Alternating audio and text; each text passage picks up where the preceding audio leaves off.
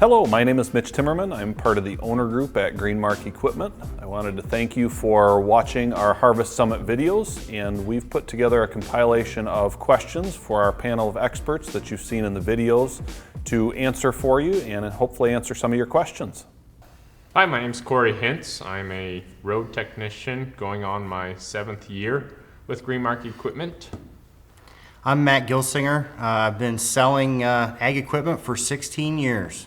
And I'm Randy Bartholomew, Integrated Solutions Manager, working on my 12th year. Okay, we're going to start off with a question for Randy. Why does Deere make measurements so complicated? Why can't we just measure from the receiver to the control point? Yeah, so that's a great question, and we get that a lot, and logically it makes sense. Sometimes we even use that as our double check, right, when you're doing all your measurements to make sure everything adds up to that receiver to the control point. But it really rolls into things that can happen, right? So let's say that we just measured that receiver to control point, and that's our 8R tractor and a 1775 NT, right? We get going through the year and that tractor has some sort of issue, turbo issue or something. We're almost towards the end. We want to get finished up, so we take that 8R tractor off of that system and we throw a 7R on. It'll get the job done. It's not the best scenario, but it will get us at least planted and finished up. Well, if we take that 8R off and put that 7R on, is that measurement the same from the GPS receiver to the control point on an 8 as it is on a 7? It's not, right? So all those acres that you plant or anything that you do after that point is going to be off if we don't have those individual measurements. So by doing things individually, right, and adding all those measurements up, right, so we still get the same end result. If we had a tractor, an 8R, that's all measured up like it's supposed to, and then we swap it out for a 7R, that is all measured like it's supposed to. As soon as we swap tractors into displays, right, those measurements will all change and everything will continue to work the way it's supposed to. So it gives us that flexibility to put pieces together. Same thing when we talked about connection points, right? The 3-point connection point versus the drawbar, right? It's measured differently, so it's important that we have those measured differently and actually select them. So it's a great double check when all is said and done. Yep, to put a tape measure on, receiver to the control point should add up the same to all your individual measurements, but it is key that we do all individuals. Next question is for Corey. If I have active yield, do I need to use standard yield on my combine anymore? Yeah, so standard yield is still going to be utilized on your combine, not only for these small fields that you may not be able to acquire that 2,000 to 6,600 pound load, but if there is a reason for your active yield to be shut off, so whether you have a component failure or we are in that higher moisture range corn, so 22% above, we really don't want to rely on our active yield system, mainly because of the way the corn stacks, right? You guys see that in the grain cart, you see that in the semis, you get more of that coning effect. You're not utilizing those 3 sensors in the grain tank as appropriately as you should. So yes, still go through the standard yield calibration procedures to allow you to backfall if you need to that standard yield when. As a follow-up question, can I still unload on the go with active yield? Yes, you can. Just keep in mind of that 2,000 to 6,600 pound allowance that we want an active yield calibration to be performed in. It's not saying you have to watch every time, and if you have to unload, you have to unload, but kind of a good peace of mind is when the back window gets full or has been full for quite some time, you're safe to unload on the go. That active yield calibration has been successfully saved. And last question on active yield. Can the active yield sensors be removed from the grain tank to ensure they don't get damaged during washing? Yeah, that's great. So a 13 millimeter wrench and 1 connector is all it takes. So you'll take 2 bolts out, each pad, and then unplug your connector. The only thing I would like to mention is if you are pressure washing that system, keep the water away from those connectors, obviously, and don't throw the sensors back in right away. Give a good 2 to 3 days of drying. Let those connectors stay moisture free before you go plugging those in and trapping that moisture in between the two plugs. Randy, we're going to go back to you with the next question. What are my options for a display that won't function anymore or that has bubbles? Yeah, so a couple things. Let's talk about the bubbles to start with. There's two kind of types of bubbles, or two different levels of it. So when we just see bubbles around the edge, they really have no functional implication other than when it's off, you see them, right? Usually once we turn the screen on, you can't see them near as much. The screen still works just fine where the bubbles are at. It's just kind of a visual thing. So don't let that hold you up too much that, man, my screen's got bubbles, this thing's on its way out, or what am I going to do about it? You know, really, like I said, it's visible when it's off. And once you're up and running, it really doesn't have that much effect on things. If it does bug you, or you get to the point where you're actually starting to get some leakage, which is things we never thought we'd say, right? When your display starts leaking, we need to do something about it. But very rarely, we actually can get some leakage that comes around the bottom of the displays. It's a material that's in the front of that LCD screen. So when we do get to that point, we have a couple options. The reman and the repair systems. Both come from Deere, both are very great systems. So reman, if you are in a jam, if it's in the middle of harvest and you need to keep going and this display needs fixed now, bring that in. We will have a reman display sitting on a shelf, 1-year warranty. It's been completely gone through. It's not just a fix here or there. They are basically almost like brand new displays. Yours will have a core on it, so you'll make that exchange with the parts department, and then you do need to get service involved to make sure we transfer the activations from your display, your old display, into your new one. So that's kind of the heat of season, though. I got to have this thing. There is another option, which is actually very cool. It's Deere's repair option. This does take some time. So this really isn't great for that in-season sort of application because it takes a week to 10 days at least to get this back. But we can send that display in. Deere will take it apart, do diagnostics on it, figure out what needs fixed, and send us an estimate. Even if we don't do the repairs, they still do charge a small fee for taking it apart and doing the diagnostics on it. But once we get our estimate back, we can tell them, yep, go ahead. They'll do all the repairs, go through and basically update everything that's in there. It will come back with a 1-year warranty on it again, not just on what's repaired, but on the entire display. And it is significantly cheaper than doing a reman. But you got to balance that out. Am I in the middle of the season and, man, we need to go the reman route because I got to have this display today? Or can I ride this out until this winter and then send that display in to get repaired, let it get fixed, come back with a 1-year warranty, and roll from there? Receivers are the same way. Starfire 3000s can be repaired. We can't get them apart, but Deere can, and it's the same process with receivers as it is displays. So we do have some options. Corey, next question is for you. What performance advantages do you see with convex concaves? So with the convex concaves across our GreenMark community, we're starting to see a growing interest. We are, with the convex, they are 2 halves of a single John Deere concave, so you can kind of mix and match.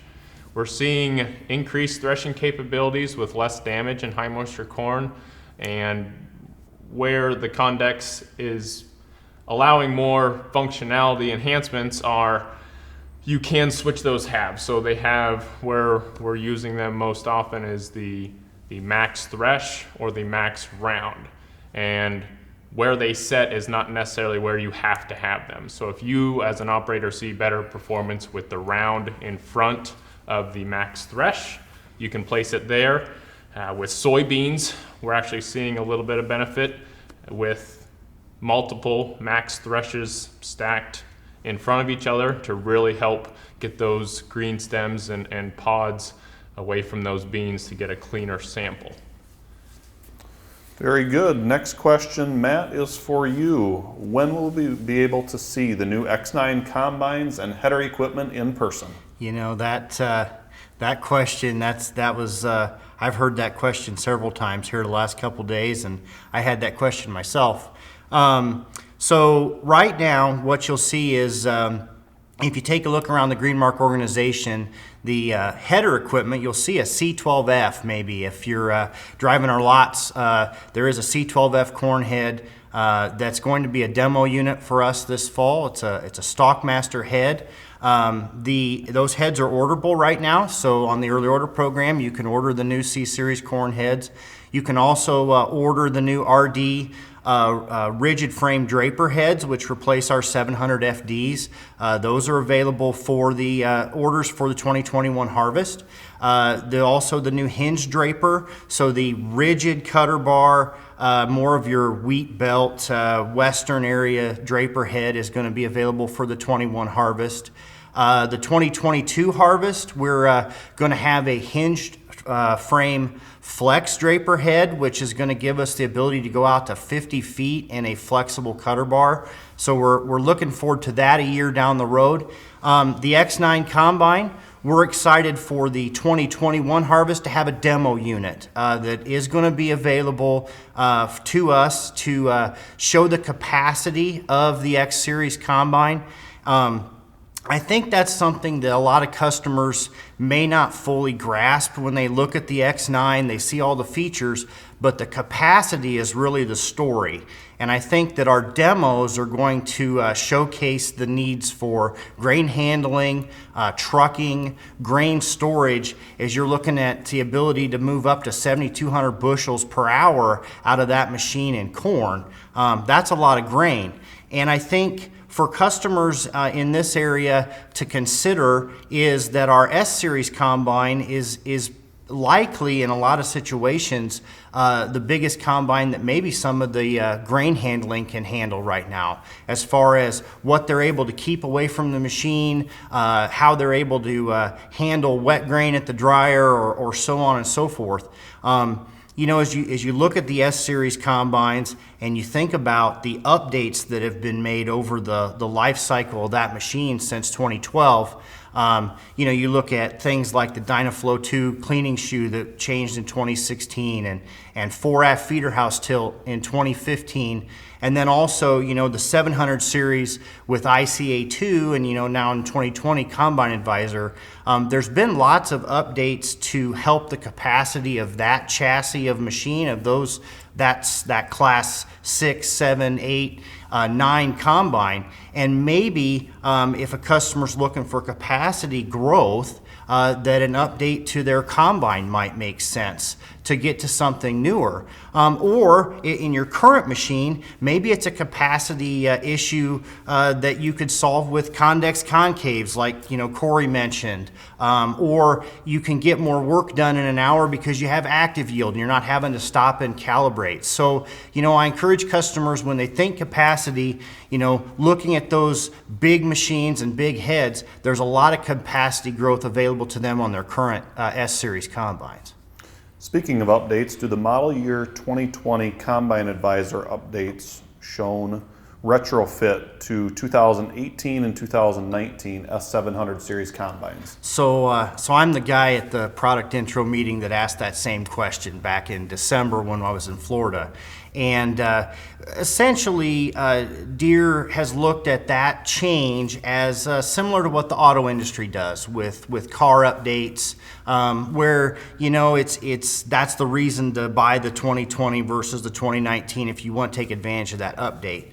Regardless, and I hope this comes out in the videos, you know, when ICA was introduced in 2014, whether it's ICA, ICA2, or a 2020 machine with Combine Advisor, there is great benefit in using that system regardless of what version that you have.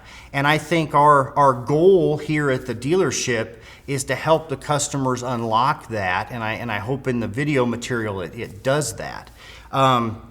As far as, you know, you watch the video or you've got it pulled up in the cab and you still got questions, I encourage customers to think about the use of JD Link. And I know that, you know, whether it's been Randy, any of our IS guys or sales guys have been talking about JD Link. One of the key features is if you've got a 2630 display on that armrest of that S-Series combine or a 4600 on your 700 series machine, if you get JD Link turned on, we can actually remote into that display and see your ICA session, your Combine Advisor session, and help you in the field as you're trying to optimize the system.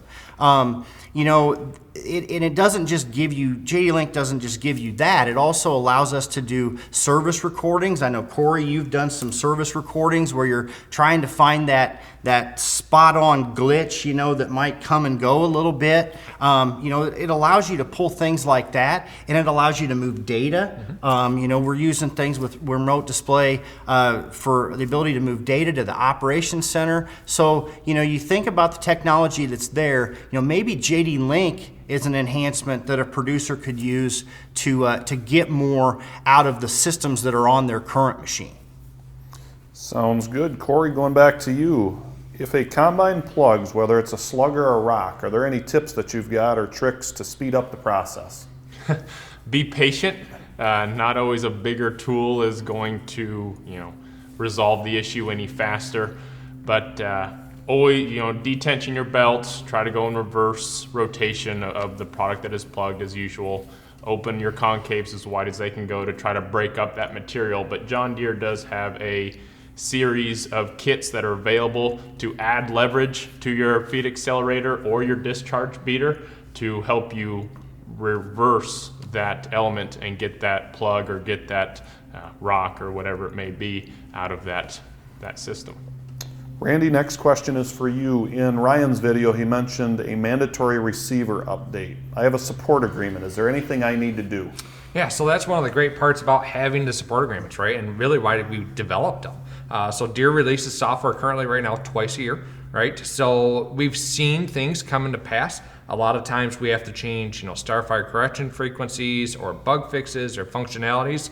Well, that was the whole reason of Deere releasing software twice a year and us creating the basic support agreement so that we can make sure you guys get it taken care of. So here's what's great about that. Yes, there is a mandatory receiver update that's going to have to happen before spring of 2021. But yeah, for those of you guys that are on the basic support agreements right now, it's kind of a non-issue. Don't worry about it. We will handle it in the fall software updates. And if something happened to get missed, we will check back into spring software updates and make sure everything gets taken care of. If you don't, then it's a great opportunity. Hey, catch your local salesman or your IS guys. Make sure you understand what the basic support agreement is, because it might be a great package or a great fit for what you're doing. Or at the bare minimum, make sure you get with your service department and get that software update. But yeah, man, if you got support agreements, you are already handled. You're ready to go. Corey, last question for you. What are the perks of active concave isolation versus a mechanical system? So the first thing you're going to do when you walk up to a machine that has ACI, active concave isolation, are you'll notice that the mechanical linkage isn't there. So we are driven by two hydraulic cylinders that allow a more instant result. So kind of like on the hydraulic downforce on planters, it's a quicker response and it's a more solid response. Now I say solid, it does allow a little bit of a cushion, so when a slug is passed through, it does open up a little bit wider rather than that mechanical linkage staying strong and tight and you're replacing shear bolts. When you do run that through, the ACI will flex and open up. Also, when it comes to leveling the concaves, it takes less tools to do so. You're running through the display and digitally calibrating that and leveling that concave rather than doing all of the mechanical adjustments on the left-hand side of the machine. Randy, last question for you. What are the disadvantages of creating a boundary off an application map versus driving it manually? Yeah, so great question. We get that a lot when we talk about land manager, right? And man, we need to have boundaries because the op center is really based off of boundaries. So what's the fast way to get them in? What's the accurate way to get them in? Well, obviously, and there is some tools, the fastest way is just to generate them, let's say off of a soybean harvest, right? And so a couple button clicks and we have that boundary in there, and now we can start using some of that functionality. Here's the problem with that though. So let's say that we got this 80-acre soybean field and it all got planted, life looks good. We got a little bit of wind throughout the summer and it blew down a limb or a tree on the edge of that field, okay? So what happens when we go to harvest, right? So the combine typically drives around that limb. Once we get it harvested, we push that limb out of the way so we can start planting that section again.